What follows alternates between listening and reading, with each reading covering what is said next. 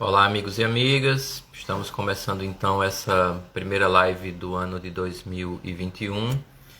É uma live também relacionada ao tema do mês de janeiro, janeiro chamado de Janeiro Branco.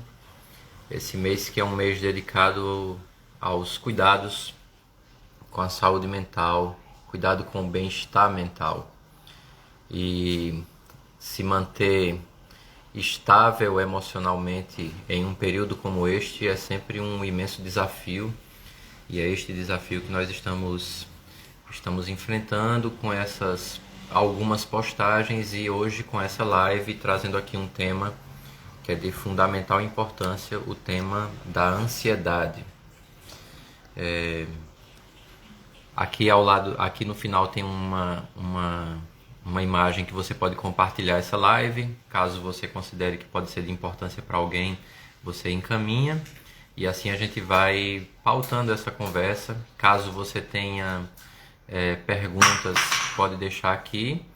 Algumas perguntas que foram feitas foram deixadas ao longo da semana, né, nos stories. Algumas perguntas que foram deixadas ao longo da semana serão também respondidas nesse nosso momento aqui.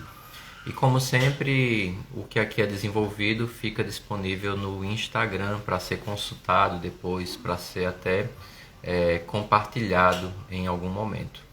Então nós vamos começar um pouco falando um pouco sobre ansiedade, fazendo uma pequena distinção. E esse é o primeiro ponto que nós destacamos, porque a ansiedade possui um aspecto natural. Às vezes as pessoas dizem assim, eu fui ao médico e ele disse que eu estava com ansiedade. Embora no discurso e no senso coletivo isso seja muito comum, seja aceito, mas a verdade é que o que acontece é um adoecimento da ansiedade, porque ela possui uma dinâmica natural. A finalidade natural da ansiedade é nos preparar para determinadas circunstâncias que nos desafiam ou que podem nos desafiar, circunstâncias que podem representar algum tipo de ameaça. E nesse sentido, a ansiedade nos dá a condição de antecipar a nossa resposta.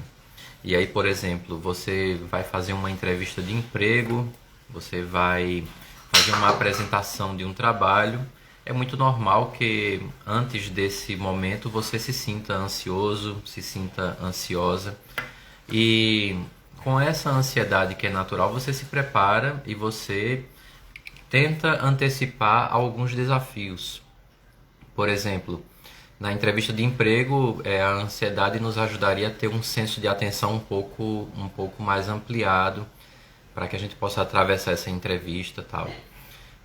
Para uma apresentação de trabalho a mesma coisa, né? O foco, onde é que eu deveria focar, o que é que podem perguntar, o que é que podem questionar. E aí a gente vai percebendo que nessa dinâmica natural, a ansiedade tem por finalidade nos dar condições de enfrentar determinadas circunstâncias.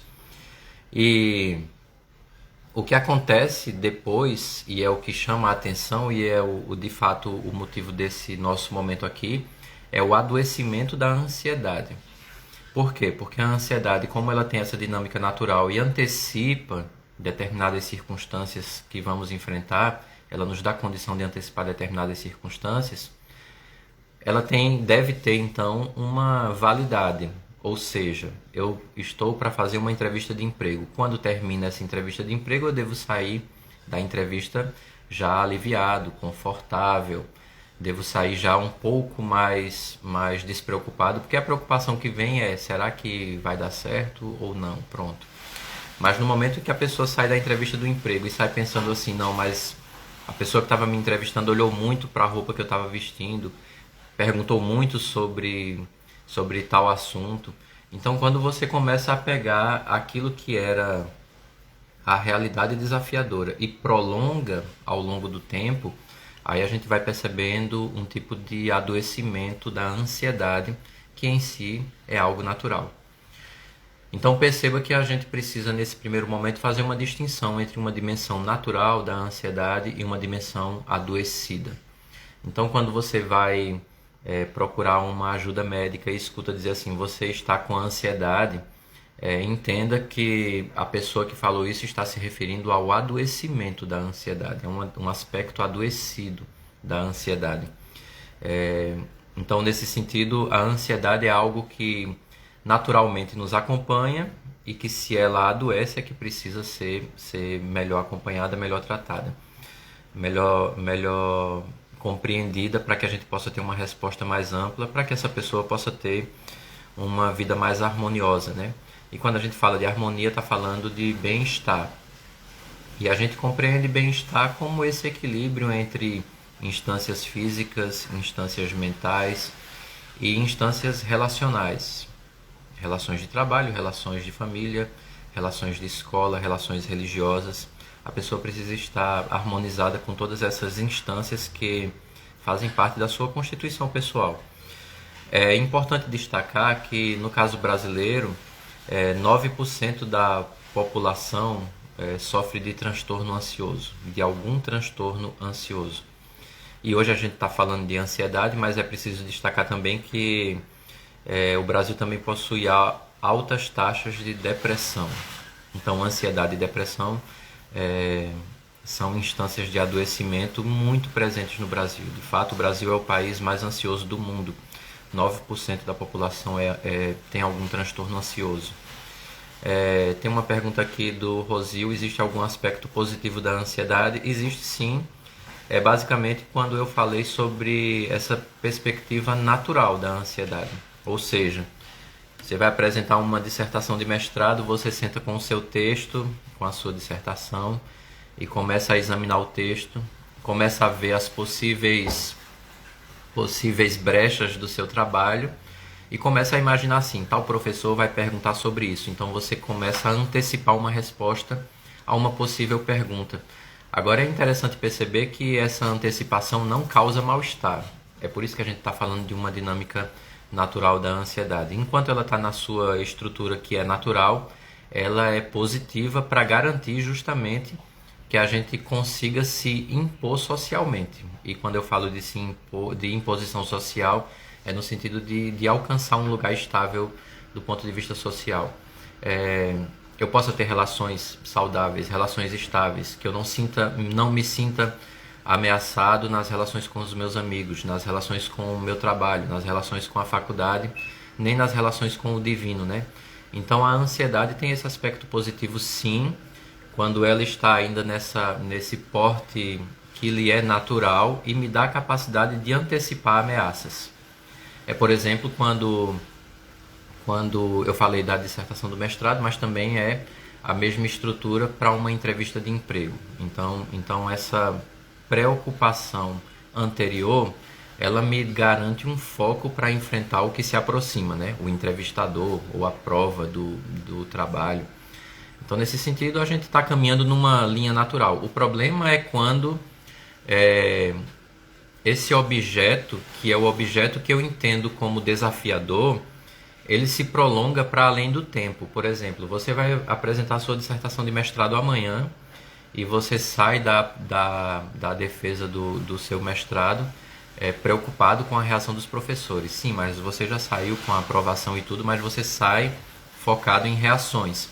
Então você começa a se preocupar com coisas que já deveriam ter passado. Então aqui a gente percebe que a instância desafiadora que alimenta a ansiedade, ela se prolongou para além de um tempo que é natural. Quando ela se prolonga para além de um tempo que é natural, aí a gente tem um adoecimento da ansiedade.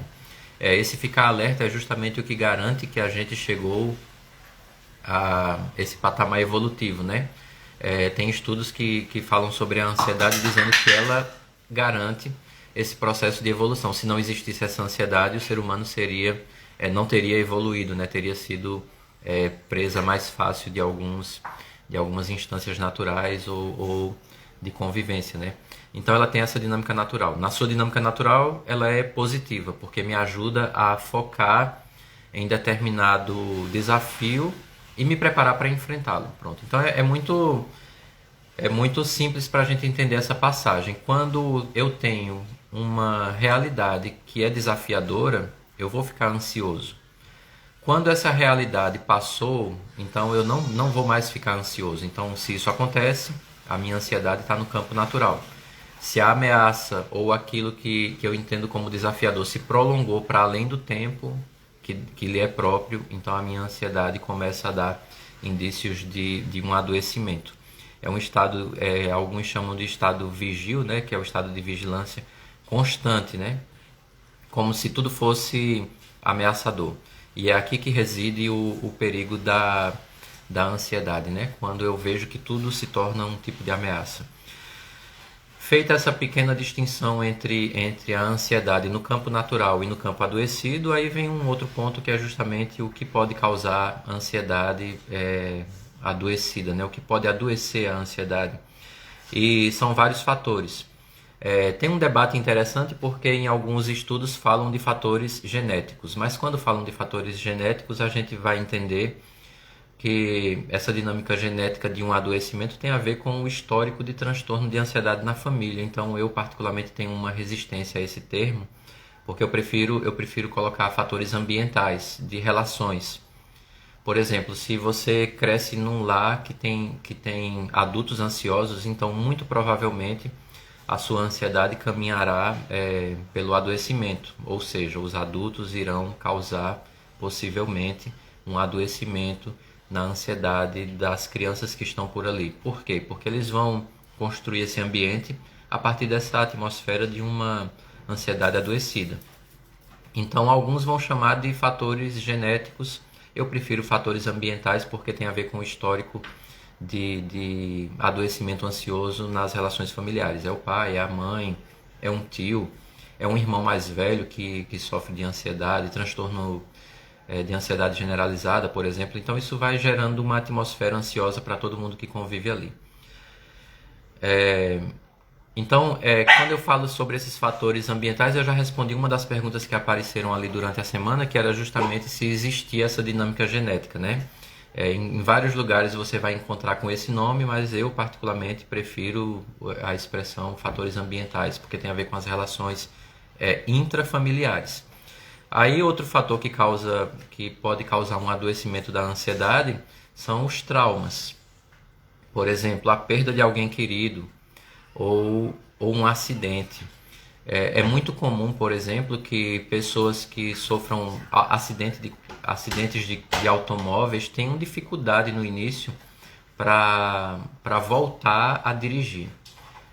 Então você tem aqui, por quê? Porque quando ele pega a chave, ele senta, pega a chave, coloca a chave, quando ele roda a chave, começa a sentir tremores, começa a sentir dores, começa a voltar possivelmente para o momento do acidente. Então você percebe que um trauma pode causar então esse adoecimento ansioso. Quando a gente fala de trauma, eu cito um acidente, mas também a perda de um ente querido, e essa perda pode ser definitiva, a morte de alguém, sobretudo num contexto como esse que a gente está vivendo da pandemia do Covid-19. Eu já fiz uma live aqui com uma psicóloga chamada Renata, e essa live está disponível no meu Instagram sobre o luto nesse processo de pandemia. A gente não está vivendo um momento no qual se possa processar o luto da maneira mais correta. Por quê? Porque existe um tipo de liturgia, de despedida, né? Em alguns casos, a gente vai ao hospital, tem uma última visita à pessoa, e aí depois, quando a pessoa falece, tem a dinâmica religiosa, né? As despedidas religiosas, tem o velório e tem o sepultamento. Com essa pandemia do Covid, a gente percebe que isso foi quebrado. Então muitas pessoas estão saindo do ano de 2020 e entrando 2021 com traumas provocados pela não despedida adequada dos entes queridos. E isso gera transtornos ansiosos. Comprovadamente existe já estudos sobre isso, né? E essa é uma perda definitiva, mas também perdas que são perdas dentro de estruturas de relações, por exemplo, separações. Existem crianças e pré-adolescentes sofrendo de um transtorno de ansiedade que é comumente chamado ansiedade de separação, né? Que é justamente você não estar com seu pai ou você não estar com a sua mãe. E na cabeça da criança processar isso é uma exigência muito alta, sobretudo porque os adultos não colaboram, né? Quando ocorre a separação, parece que a criança fica invisível no meio da briga dos dois adultos, né? Infelizmente.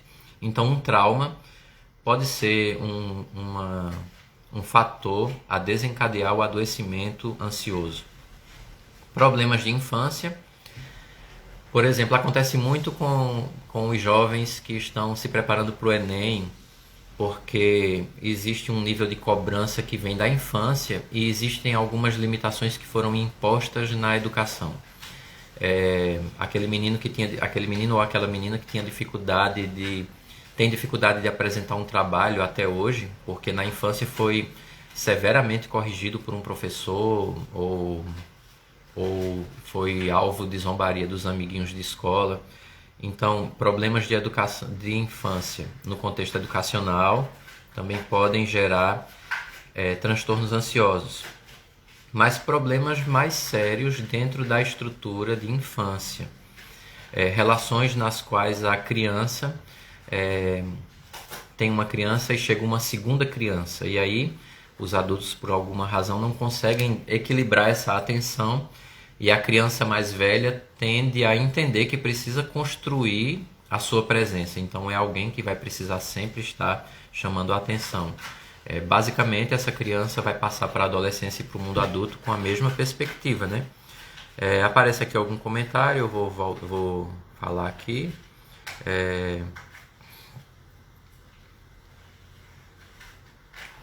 Alguém está propondo aqui uma diferença entre trauma e medo. Eu vou falar disso daqui a pouquinho. Daqui a pouquinho eu volto para essa questão então.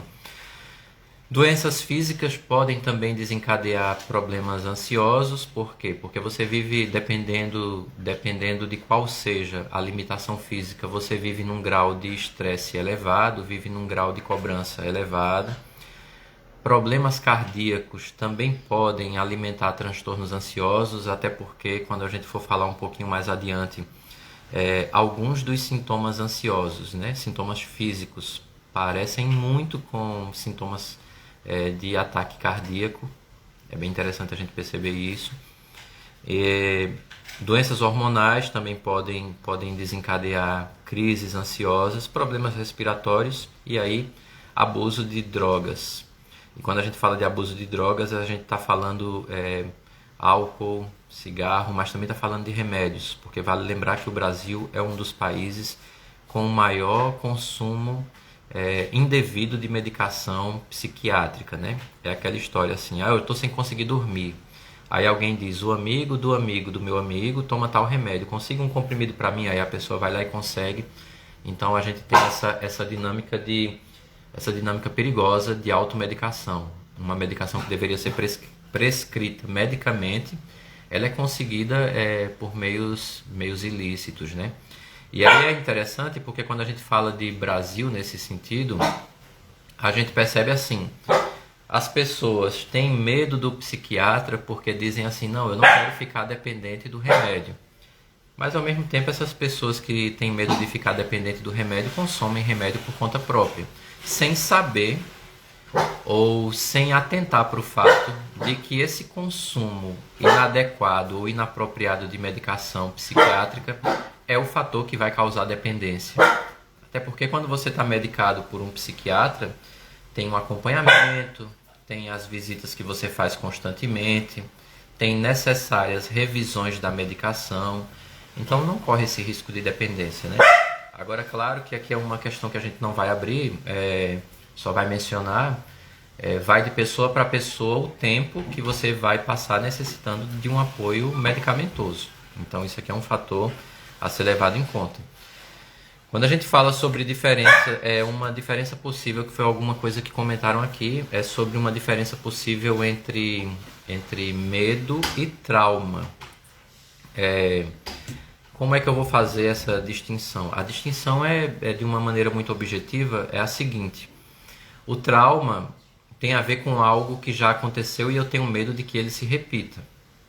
O medo é outra coisa. O medo é Por exemplo, eu estou na rua à noite e eu vejo que lá no final da rua, isso é uma experiência que já foi relatada uma vez por alguém, eu estou na rua e lá no final da rua eu vejo que vem um pastor alemão solto, né? Então, claro que eu vou ter medo, eu não vou ter trauma, eu vou ter medo. E aí eu vou procurar sair da rua para evitar que vai que seja um cachorro bravo, como eu não sei se é bravo ou não, eu vou sair da rua. Mas tem essa distinção, né? O medo tem um objeto que ele é historicamente presente. Já quando a gente fala sobre o trauma, o objeto que causa o medo já não está ali. Ele pode já ter existido, como eu falei antes do acidente de automóvel, que o motorista depois tem dificuldade para voltar a trabalhar como motorista. Por que ele tem essa dificuldade? Porque ele tem medo de que se repita ou ele automaticamente vai revivendo esse desafio que já enfrentou anteriormente.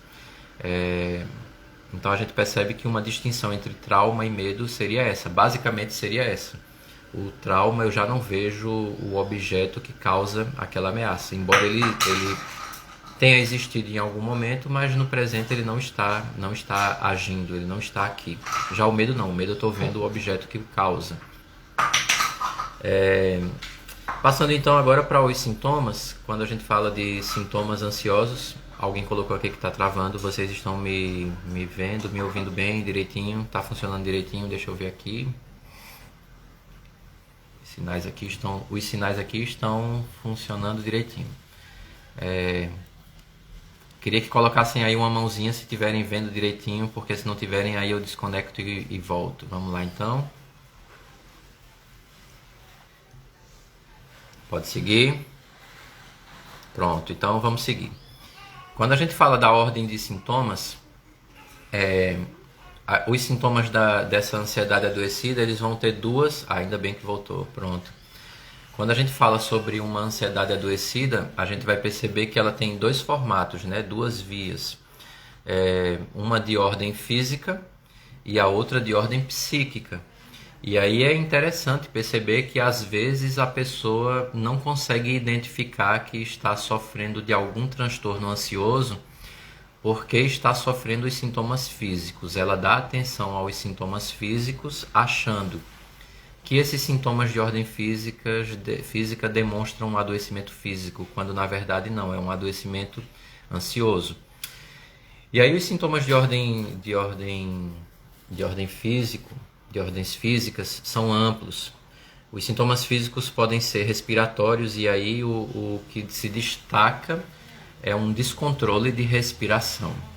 Respiração ofegante ou falta de ar. A pessoa acha que vai sufocar.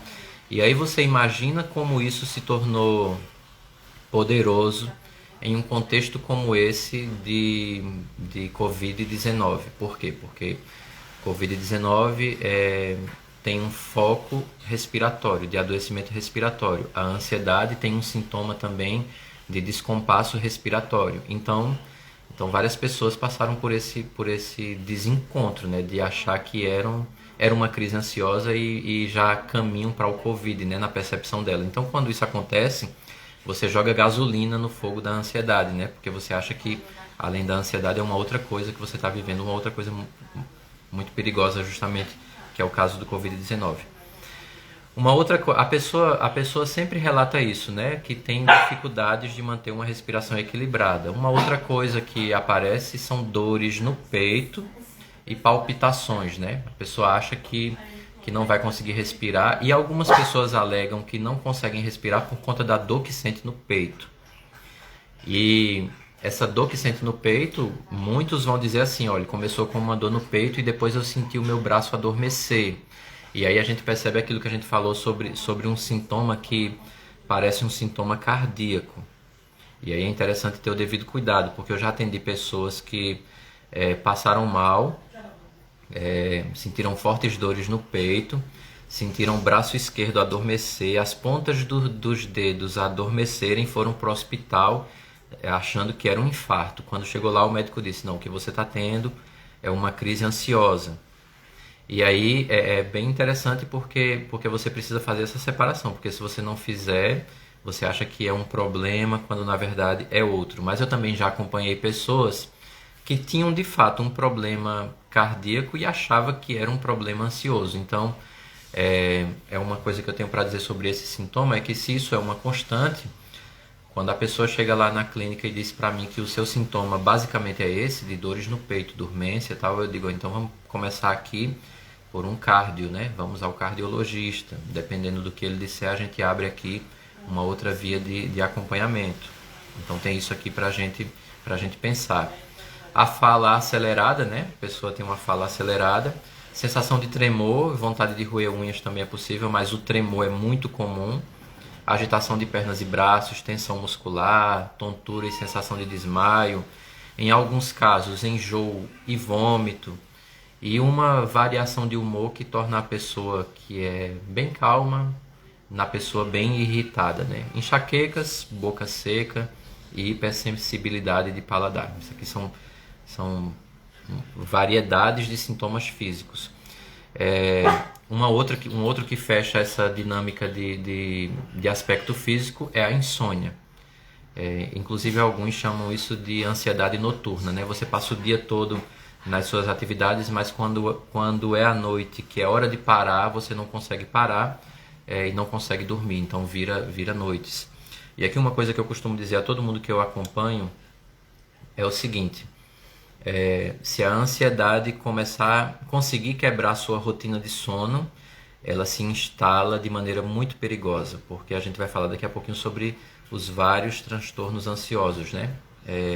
Quando alguém diz, eu tô doente, é ansiedade. Bom, não é bem assim que funciona, como a gente já falou, porque essa ansiedade adoecida tem vários elementos de adoecimento que a gente vai falar um pouquinho daqui a pouco. Mais adiante a gente apresenta. Quando a gente fala sobre essas dores basicamente se concentram nessa área do trapézio e chegando ao peito, né? Então é basicamente isso. E a pessoa acorda com essas dores e aí acha que é alguma coisa assim, tipo travesseiro, colchão, coluna, mas muitas delas não percebem que esse é um recurso, um sintoma da sua ansiedade adoecida. E por que isso acontece? Porque nós tensionamos a musculatura quando estamos ansiosos.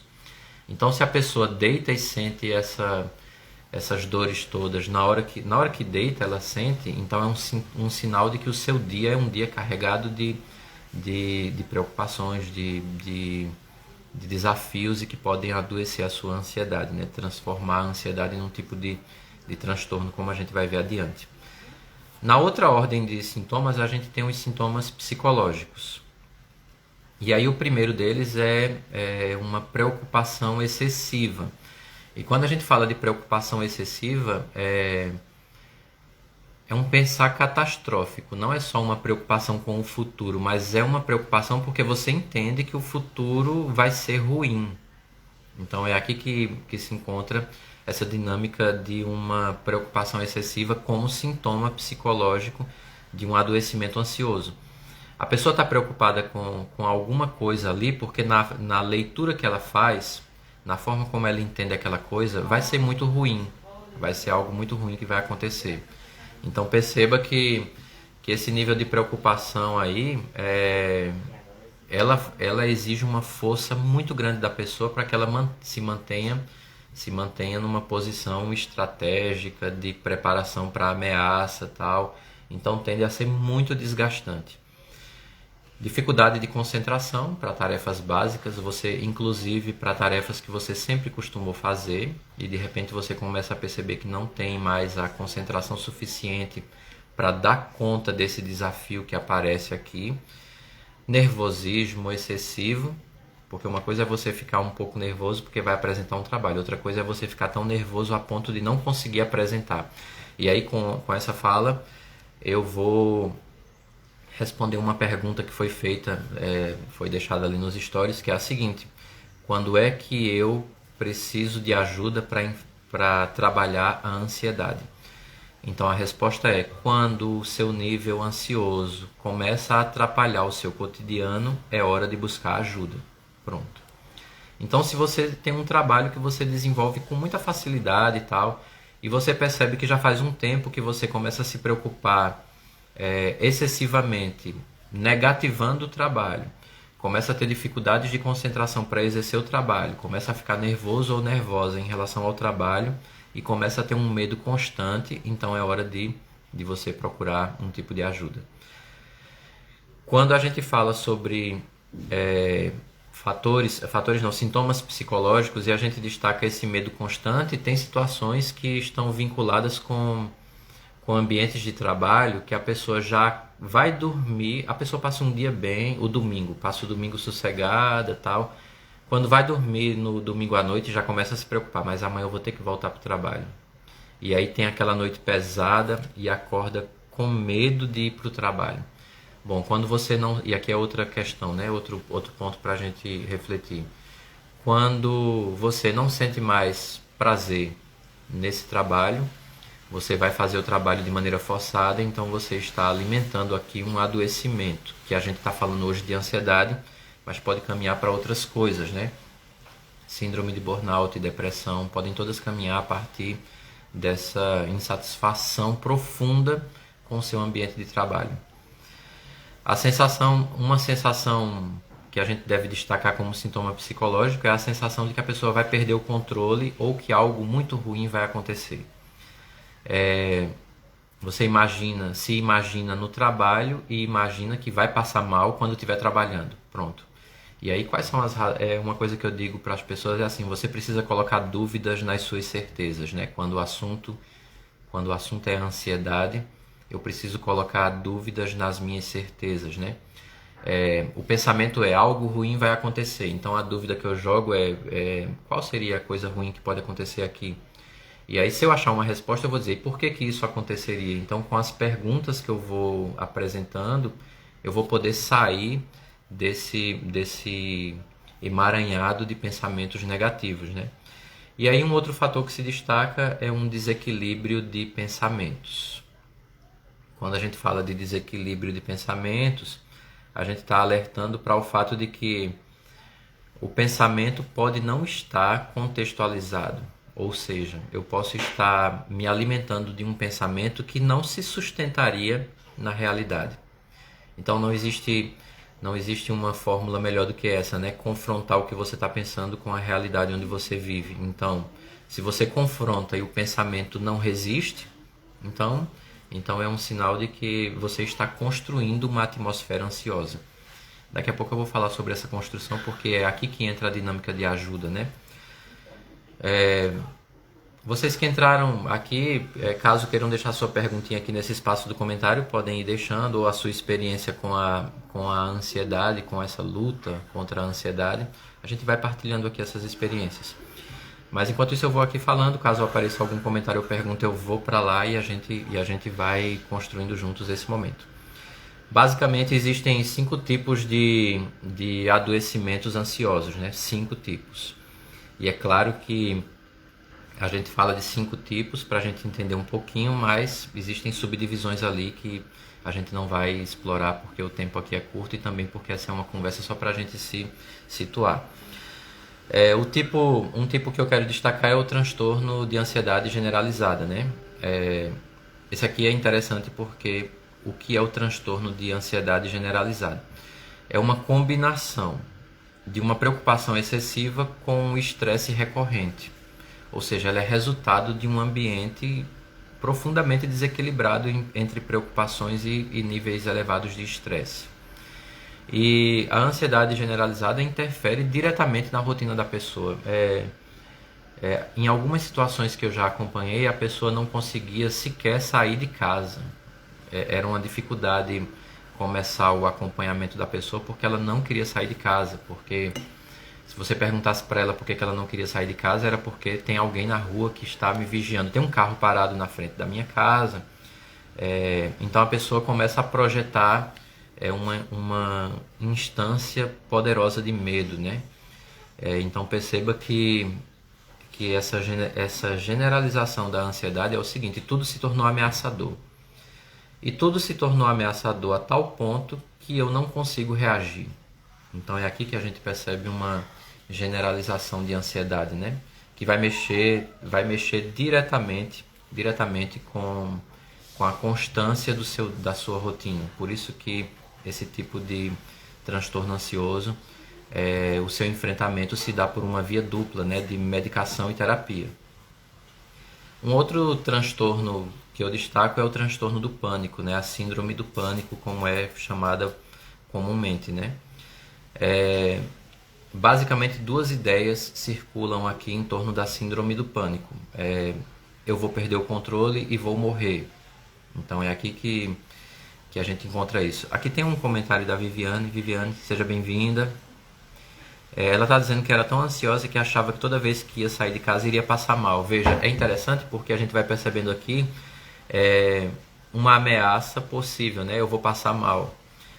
E esse tipo de pensamento é o que vai dificultando o andamento da nossa rotina, né? Então a gente tem aqui um nível de ansiedade que interfere profundamente na rotina. Possivelmente, quando ela saia de casa, a preocupação é mais ou menos assim: onde é que eu vou passar mal? Será que eu vou passar mal? Será que vai ter alguém que me ajude?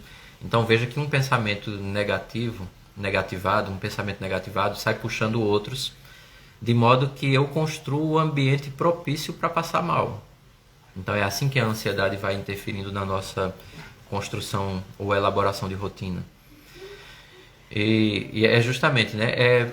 A gente alimenta o pensamento que vai se voltar contra nós poderosamente, né? É basicamente isso. E é uma questão que foge muito do nosso nível de consciência. A gente sabe que isso está acontecendo, mas a gente não encontra a força necessária para romper essa esfera, né? É por isso que no transtorno de ansioso generalizado, a gente vai perceber que vai precisar do auxílio medicamentoso. Quando você conversa com a pessoa, ela pode até demonstrar que tem consciência de que aquilo é uma construção, mas ela não consegue sair. Então é interessante perceber esse limite nosso, né?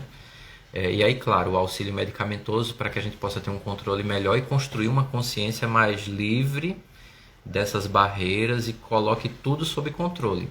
E aí o que acontece é o seguinte: a ansiedade que está adoecida vai ganhar de novo aquele campo de naturalidade que eu apresentei lá no início dessa nossa live. Transtorno de ansiedade generalizado, transtorno de pânico. E aí tinha uma pergunta que era assim, a pergunta que foi feita, que foi deixada era assim: no meu caso, a ansiedade passou para pânico. O que é que eu devo fazer agora? É interessante que a gente entenda essa posição aqui do transtorno ansioso, né?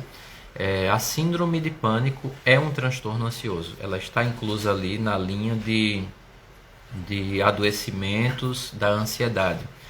Então não é que a sua ansiedade passou para pânico, né? É que o adoecimento da ansiedade lhe levou para um quadro que se enquadra que cabe no transtorno de pânico. Transtorno de pânico, o acompanhamento tem duas vias, né? Tem duas vias. A primeira via é medicamentosa e a segunda é a da terapia, devidamente equilibradas, porque tem pessoas que é uma coisa que eu tenho para dizer aqui como psicólogo, porque é uma preocupação. A pessoa está no medicamento e está na terapia, e aí quando melhora, larga a terapia ou larga o remédio, né? Não, agora eu estou bem. Bom, do jeito que você foi pedir as informações necessárias para começar, deve esperar as informações para encerrar, né, o seu tratamento medicamentoso e também a terapia. É o psiquiatra quem deve dizer: olha, agora você está livre dessa medicação, dessa e dessa, tal. É o psicólogo ou a psicóloga que vai dizer assim: ó, agora eu vou lhe dar alta, pronto. E aqui tem uma pergunta da Viviane que também é muito recorrente: é possível que se controle essa ansiedade e depois se retome? Sim, é possível. E é possível por vários fatores, né? Um desses fatores possíveis é que talvez não tenha sido feita da maneira mais adequada, ou talvez eu esteja submetido novamente à mesma estrutura que me adoeceu num primeiro momento. E aí, por exemplo, relações de trabalho, relações familiares, relações de estudo, né? Então, assim, eu melhorei, eu fiz o tratamento medicamentoso, o psiquiatra disse que eu estava bem, o psicólogo me liberou da terapia, mas eu volto para o mesmo ambiente. Eu melhorei, mas o ambiente não melhorou em nada, então é arriscado, porque assim, você pode ter uma estrutura muito fortalecida com esse tratamento. e a partir daí não tenha recaídas, mas é possível que você, devido à tensão do ambiente, tenha uma recaída. E essa recaída pode ser uma recaída breve ou pode ser uma retomada do quadro anterior, né, que exige um novo formato de acompanhamento. Então são coisas que são possíveis sim. E agora, é claro, é bom a gente destacar o seguinte: quando a ansiedade vem para o controle, não quer dizer que eu não vá ficar nervoso nem vá ter medo de determinadas situações, mas quer dizer que eu vou conseguir um controle melhor disso, né? E às vezes, quando o ambiente é estressor e não mudou nada e eu estou submetido à mesma estrutura, isso acontece muito em relacionamentos, né? Tem uma tensão do relacionamento, a pessoa promete que vai melhorar, mas melhora um tempo, depois não melhora, então adoece todo mundo de novo, né? Infelizmente. Um outro aspecto que eu destaco aqui, um outro formato desse adoecimento é o que se chama de fobia social. Esse é um dos tipos mais comuns e aparece quando fala de fobia social tem a ver com o público, né? Por exemplo, quando se fala de claustrofobia, medo de locais fechados, eu posso estar no elevador ali com 6 pessoas e aí eu passo mal, né? Tem um envolvimento com o ambiente público e tem um envolvimento com algumas pessoas. Eu posso estar sozinho no elevador ou posso estar com as 8 pessoas que podem estar ali. A agorafobia, que é o medo de estar sozinho em um ambiente público. Por exemplo, eu estou numa praça, sozinho ali. Às vezes nem está sozinho, né? Mas tem a percepção de que está sozinho. Eu já acompanhei uma história dessas que envolvia a praça de alimentação de um shopping, né? A pessoa teve uma crise numa praça de alimentação. Então veja, a praça de alimentação, isso foi antes da pandemia, né?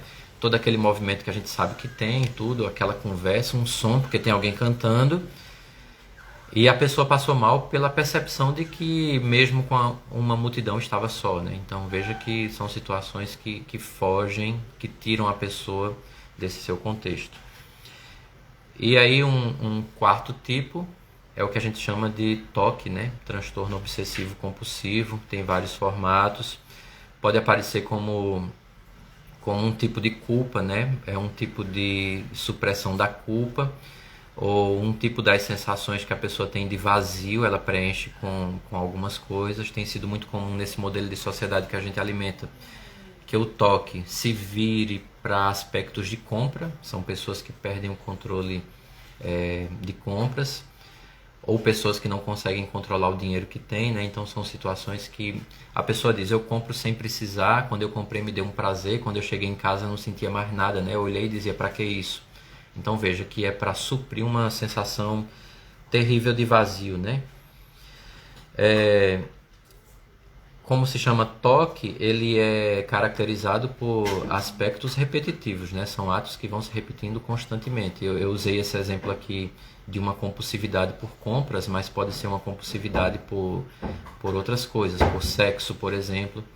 Pode ser uma ideia de limpeza.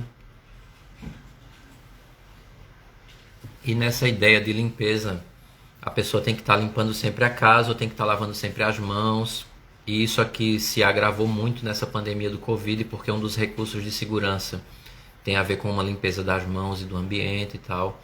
Então veja que a gente vive num ambiente que algumas situações de adoecimento se agravaram, outras que as pessoas não tinham começaram a demonstrar, né? E vai se tornando desafiador, porque isso tira a paz interior, né? Vamos dizer assim, que é a harmonia. E um outro tipo aí é o que a gente chama de transtorno de estresse pós-traumático, né? Que antigamente era chamado... Isso aqui, transtorno de estresse pós-traumático, quando começou a se estudar sobre isso, era chamado de síndrome do soldado, né? Tinha a ver com cenários de guerra. O cara vai para a guerra e quando volta da guerra ele começa a se ver ainda no ambiente de conflito. E algumas coisas do seu ambiente natural remetem ao ambiente de conflito. Então são estruturas que vão retomando uma experiência negativa. Eu usei no começo aqui dessa live o exemplo do motorista, né? O cara que sofre um acidente, se recupera, tem que voltar para o trabalho com o carro e tem dificuldades aí. Tem dificuldades em começar esse processo de direção novamente.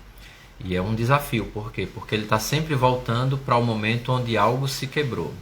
É essa a experiência do pós-trauma, né? Pós-trauma.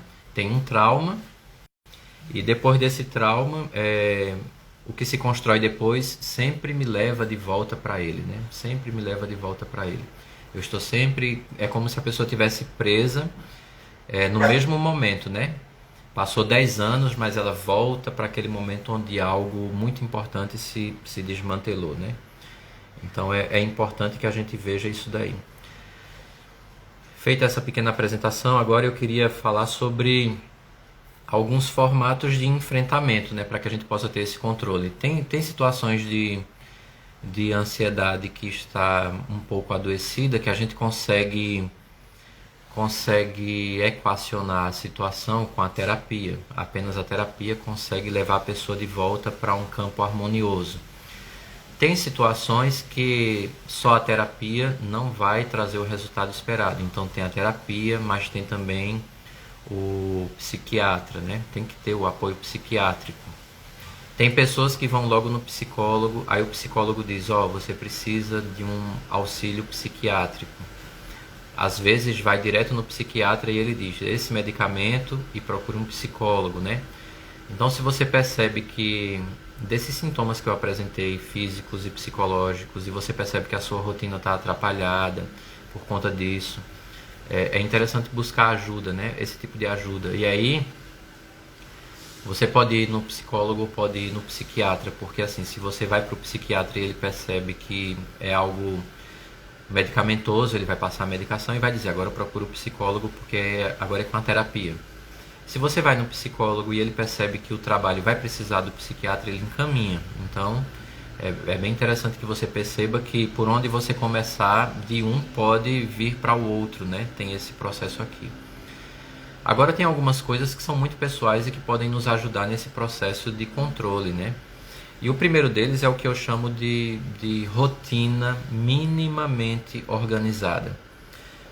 Por que minimamente? Porque é o mínimo, né? Não quer dizer assim que você tem os horários controlados de 6 da manhã, 6:30 até 10 da noite. Não, mas assim, você tem minimamente o controle de horários. E quando a gente fala mínimo é o seguinte, a hora de acordar, a hora das refeições e a hora de dormir. Se a gente consegue estabelecer aqui um horário mais ou menos fixo para acordar, um horário mais ou menos fixo para as refeições e um horário mais ou menos fixo para dormir, a gente começa a ter uma estabilidade física e psíquica melhor. E quando a gente fala de mais ou menos alinhado ou mais ou menos organizado, é o seguinte, você estabeleceu que vai acordar todo dia 6 da manhã, certo? Tá bom. E aí você coloca uma margem de meia hora para mais ou para menos, 5:30 ou 6:30. Se você estabeleceu 6 da manhã, você pode acordar 6, pode acordar 6:30 ou 5:30. Essa margem de meia hora nos dá para mais ou para menos, nos dá um controle, nos dá um equilíbrio. Uma coisa que dificulta é que muita gente não tem um horário certo para acordar, né? Acorda 5 da manhã, acorda 7, acorda 11, acorda 1 da tarde. Então é complicado assim, então tem que ter uma ordem nesse horário. O horário das refeições é a mesma coisa, porque se você acorda muito tarde, você perde os horários de refeição. Então você tem que ter um horário mais ou menos fixo de café da manhã, almoço, janta, aqueles lanchinhos que tem que ter ali entre o café e o almoço, e entre o almoço e a janta, um lanchinho. É importante que a gente estabeleça isso, porque a gente deixa o nosso organismo trabalhando de uma maneira harmônica, né, com uns horáriozinhos ali mais ou menos fixos. E o que eu falei sobre o horário de acordar serve para o horário das refeições, né? Se você estabeleceu que vai almoçar de meio-dia, 11:30 é um horário que também fica bom, 12:30 também, mas nunca 2 da tarde, 3 da tarde, né? Assim, um horário mais ou menos fixo. E o mesmo vale para a janta. E o horário de dormir é fundamental, né? Tem que ter um horário mais ou menos fixo. 10:30, pronto. Então se é 10:30, é 10:30. Aliás, se é 10 horas, 10:30 ou 9:30, né? Essa margem de meia hora vai lhe ajudar a regular o horário de deitar para dormir. Uma coisa que dificulta o nosso sono é que a gente tem alguns recursos que a gente acha que está ajudando, mas está atrapalhando. Televisão no quarto ligado, porque você disse que só dorme com a televisão. Bom, isso aqui você pode até adormecer vendo a televisão, mas a qualidade do seu sono vai ser sabotada, né? Porque tem um jogo de luzes ali que vai passando tudo. Tem sons, os sons também podem atrapalhar, então é uma ilusão acreditar que ter uma televisão no quarto vai ajudar você a dormir melhor. O mesmo vale para celular, as redes sociais à noite, porque eu vou ficar vendo aqui até eu ter sono. Pelo contrário, você vai dar uma ativada no cérebro para ele ficar ainda mais envolvido com as redes sociais. Então, assim, se você estabeleceu que vai deitar de 10 da noite, seria importante que 9h30, meia hora antes, você se afastasse de tudo isso, né? Das redes sociais, da televisão à noite. Então desliga tudo 9h30, desconecta o telefone do Wi-Fi e meia hora antes no caso. E aí quando você for deitar já tem passado meia hora desconectado de TV e de internet. E aí uma outra coisa que tem a ver com o celular é não levar o celular para a cama, não colocar o celular embaixo da cama. Seria interessante que você tivesse o celular numa mesinha um pouco afastado da cama e colocasse ele virado, né? Porque a gente está deitado ali, de repente, num sono ainda leve, as luzes do celular são acionadas por uma mensagem, a ligação de São Paulo, que todo mundo recebe toda hora. Então, se você coloca ele virado, você se protege contra essa iluminação noturna. E aí, ainda nessa rotina de sono, o seu quarto tem que ser o espaço mais escuro possível, né? Tem pessoas que têm dificuldade para dormir no escuro, mas aí bota só um fio de luz, né? Assim, uma luzinha bem fraquinha e tal. E se pudesse ser até fora do quarto, tipo um corredor ou a luz do banheiro e tal. Mas o importante é que o quarto fosse o ambiente mais escuro possível, né? Horários, rotina de dormir e uma higiene do sono, né? Que a higiene do sono é isso que eu estou falando sobre o celular e sobre a televisão. Ainda para ajudar sobre essa rotina do sono, quais são as metas que você tem para o dia seguinte. Então, se você deixar tudo anotado numa agendazinha antes de dormir, você não vai precisar levar para a cama essa preocupação. Você já sabe, está tudo organizado. De manhã eu vou fazer tal coisa, de tarde eu tenho que fazer tal coisa, à noite tal coisa. Está na agenda. Quando eu pegar a agenda, quando eu acordar que pegar a agenda, eu já vou ver. Então, esses são recursos que podem nos ajudar a melhorar um pouco a nossa estrutura de rotina, a higiene do sono. Depois dessa semana eu pretendo postar um vídeo sobre higiene do sono, que eu acho que é importante nesse processo aqui de controle de ansiedade. E dois outros pontos que merecem destaque são os seguintes: uma rotina de atividade física, uma caminhadazinha ali, meia hora, já que se você pode ir para a academia com todos os cuidados que tem que ter, ótimo, mas se você não pode, uma caminhada num horário tranquilo ali, meia hora de caminhada, exercício físico em casa, você bota no YouTube exercício com o próprio peso, é só o que tem. Então é uma rotinazinha de atividade física e uma melhor organização alimentar, isso seria interessante também. Um outro fator aqui que eu destaco que tem a ver com essa parte de alimentação, de nutrição, tal, tem a ver com os líquidos, né? Frutas cítricas, mas também aqueles chás famosos que todo mundo menciona. Isso aqui é interessante porque assim, após o almoço eu posso tomar um chazinho ali. Aí as pessoas sempre dizem, é camomila, erva doce, mas tem outros chás interessantes também, né? Passiflora, mulungu. São chás que podem nos ajudar e como são chás, estão no âmbito do natural. Então, seria interessante fazer uso disso. Óleos essenciais, né, de lavanda, por exemplo, é bem interessante. Você pinga ali no seu travesseiro, meia horinha antes de dormir, o óleo essencial de lavanda, ele dá uma melhorada no ambiente. Ou então você bota num lencinho e anda com ele no bolso. Você está ali em um ambiente que você pode fazer isso, você bota ele ali pertinho do nariz e respira um pouquinho. Esse óleo de lavanda, ele é ansiolítico também, ele serve para controlar a ansiedade. Como a gente está usando máscara, eu espero que todo mundo ainda esteja usando máscara, né? Porque tem muita gente que infelizmente já largou, infelizmente. Um costume que a gente tem aqui em casa é o seguinte: a gente prepara a máscara que vai usar no outro dia à noite, e a gente vai pinga lá 2 gotinhas de óleo de lavanda na máscara, passa a máscara e deixa lá. Pronto, quando a gente coloca ela no outro dia, já vai o cheiro de lavanda, que é um ansiolítico natural, então é um recurso bom para todo mundo, né? Quer você sofra de alguma dificuldade ansiosa ou não. Então, esses aqui são alguns recursos que eu tenho para indicar nesse sentido. E aí, claro, lembrando, isso a gente está falando de uma ansiedade que não está num nível de adoecimento, porque se ela está num nível de adoecimento, como alguém falou aqui, toda vez que eu vou sair de casa eu tenho medo de que algo ruim aconteça, eu penso que algo ruim vai acontecer. Uma coisa é a seguinte: eu tenho medo de que algo ruim aconteça, é uma coisa. Eu sinto que algo ruim vai acontecer, já é outra, né? Então a ansiedade aqui caminha para lados diferentes. Então é sempre importante que a gente esteja devidamente acompanhado, né? Então tem a terapia, tem psiquiatras.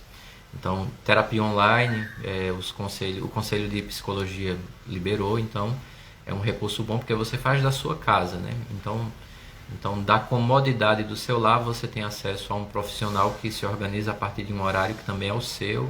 Então é interessante buscar esse tipo de ajuda.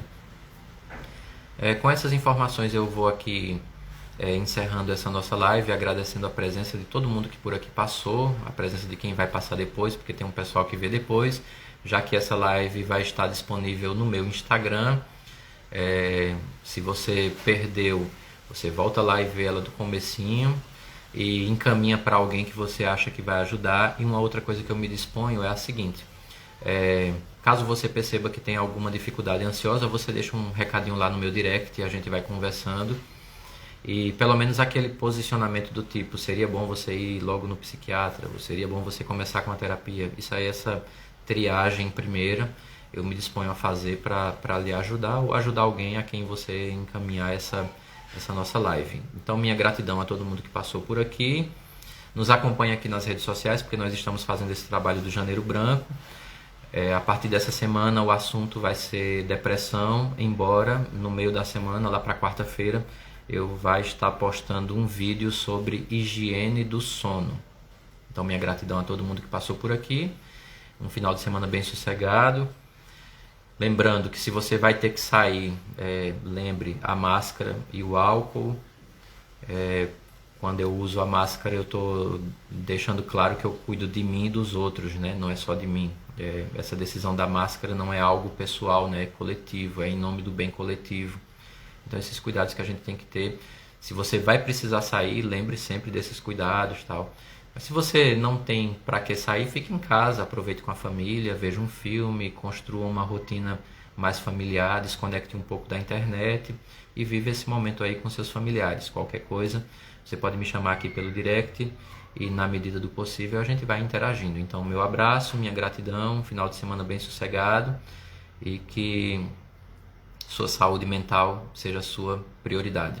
Até mais.